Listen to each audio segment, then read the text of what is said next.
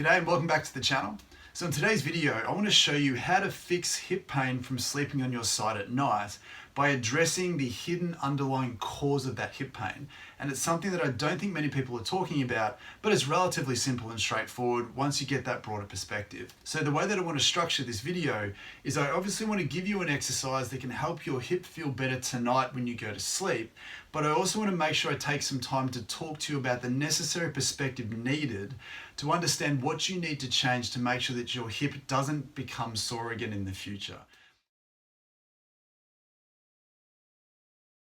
So the first thing I want to talk about before we get into this helpful exercise is to give you the perspective of where that pain might actually be coming from. And based on what I find clinically, an overwhelming number of patients who have hip pain at night when they're trying to sleep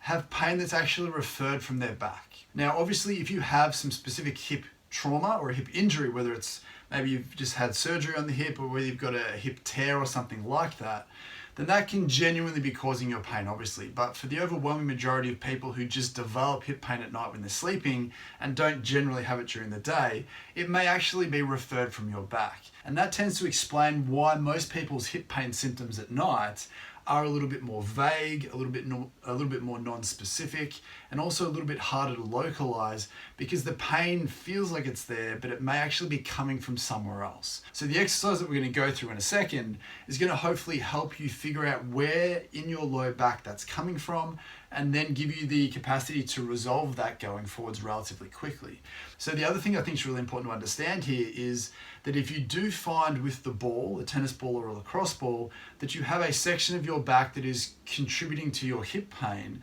there also has to be a genuine reason why that specific area of your back has become dysfunctional in its own right. So what we're also going to do after we go through this exercise is we're going to have a genuine conversation about your postural habits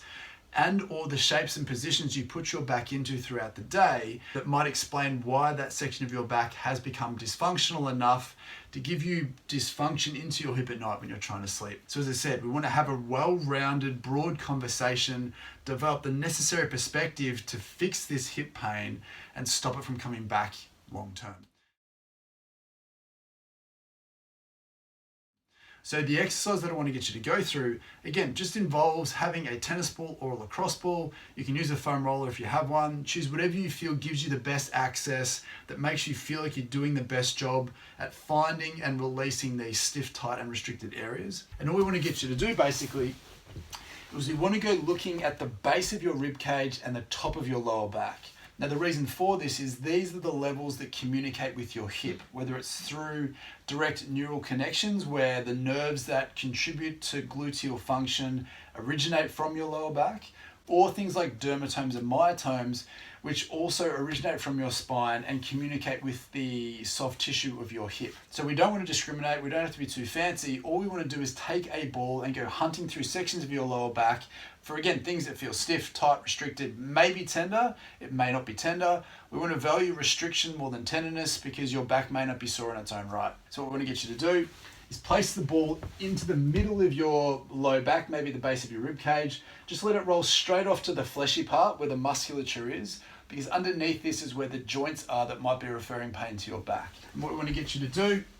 is gently lie down onto that ball, and you can definitely do this up against a wall if lying isn't for you at the moment. You can also do it sitting in a chair, provided that the back of that chair is hard enough that you feel like it gives you enough purchase with the ball into your back. And what we're looking for here is we're not rolling around. We just want to move the ball up and down and let it press in periodically into your back, and looking for those areas that feel restricted and more dense than the other side. So what I want to get you to do is, once you've got a strong sense of how this spot feels that you're on, literally compare it to the exact same spot on the other side and see which side feels the most restricted. Because the really interesting thing about this, and we've covered this on the channel before, is that irrespective of what side of your hip hurts when you're trying to sleep on your side at night,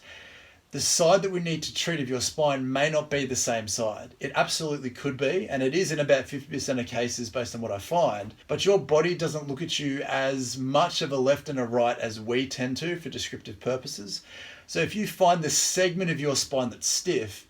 either side of that spine can be contributing to the referred sensation that you might be feeling in your hip. So just make sure that when you found the segment that you feel is stiff or segments that you feel is stiff. Double check both sides to make sure that one side isn't stiffer than the other and you're not missing something that could be on the other side. And the exercise/assessment technique is basically finding a spot that feels restricted and just letting it press in. It's nothing fancy,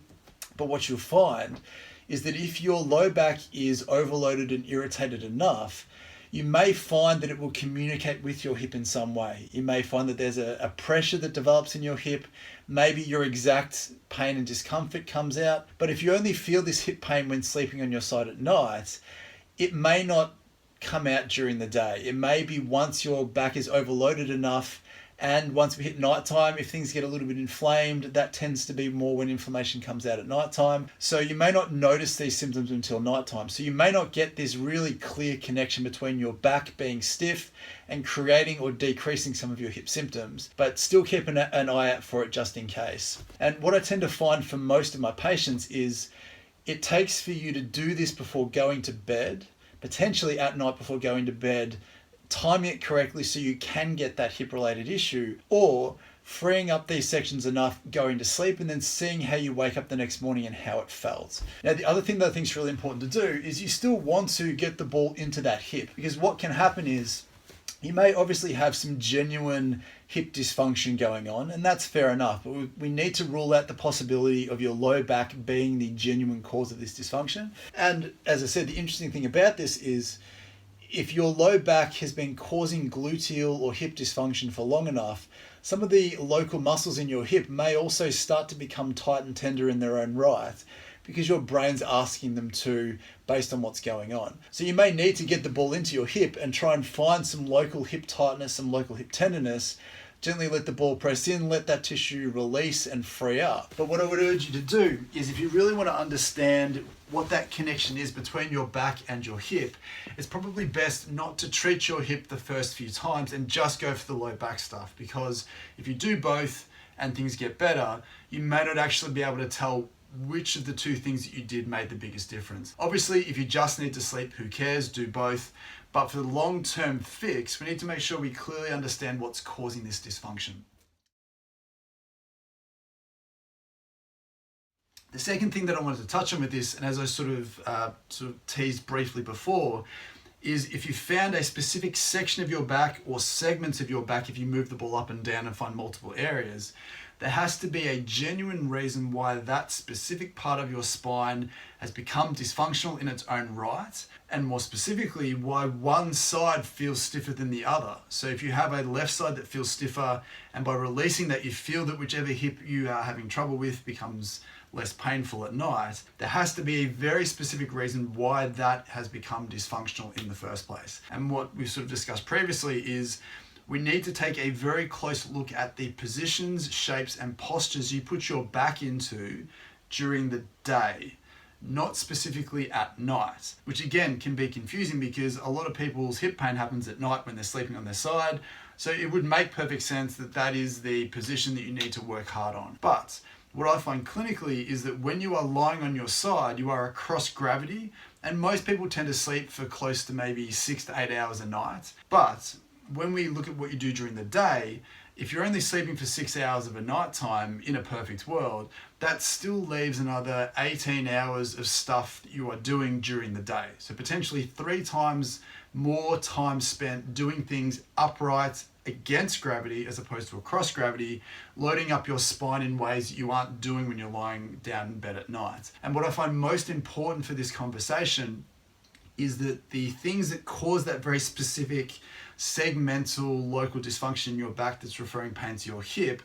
they tend to be the postures and the shapes that you get into the most throughout the day, each and every day throughout your work day or leisure time. So we're thinking sitting at a computer, obvious ones, sitting on a couch watching TV, driving a car, sitting up in bed reading a book, all the things that we tend to talk about on the channel, which are relatively boring by comparison, but maybe sucking you into a certain posture or shape consistently throughout the day without you realizing it, that's isolating a hinge into your back, creating increased tension and load going through there, and forcing your body to adapt to that over time. And obviously, if you have one side that's stiffer than the other, then there might be some asymmetry in that. So if you're sitting down in a bit of a slouchy posture, but always reaching for the mouse, or always sitting into the corner of the couch, or sitting in a certain position while you're driving the car, or if you're someone who's in this really awkward sort of half sitting, half lying position a lot,